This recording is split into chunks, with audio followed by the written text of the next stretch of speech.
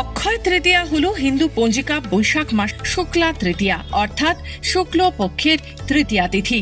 এটি হিন্দু ও জৈন ধর্মাবলম্বীদের কাছে একটি বিশেষ তাৎপর্যপূর্ণ তিথি। এই শুভ দিনে বিষ্ণুর ষষ্ঠ অবতার পরশুরাম জন্ম নিয়েছিলেন। এজন্য এই দিনটি পরশুরাম জয়ন্তী হিসেবেও পালন করা হয়। বেদব্যাস ও গণেশ এই দিনে মহাভারত রচনা আরম্ভ করেন। এদিনই সত্যযুগ শেষ হয়ে ত্রেতা যুগের সূচনা হয়। এদিনই রাজা ভগীরথ গঙ্গা দেবীকে মর্তে নিয়ে এসেছিলেন। কুবেরের তপস্যায় তুষ্ট হয়ে মহাদেব তাকে অতুল ঐশ্বর্য প্রদান করেন। কুবেরের এই দিন লক্ষ্মী লাভ হয়েছিল বলে এদিন বৈভব লক্ষ্মীর পুজো করা হয়।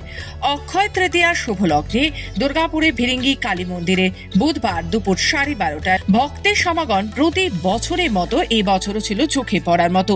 বছরের শুরুতে প্রথমে পয়লা বৈশাখের, পরবর্তীতে অক্ষয় তৃতীয়াতে ব্যবসাদারেরা তাদের সারা বছরে খাতা পুজো দিতে ও লক্ষ্মী মন্দিরে আসেন। সেখানে স্বস্তিক দ্বারা আগামী দিনে ব্যবসা মঙ্গল কামনার্থে প্রার্থনা করে পুজো দিয়ে যান।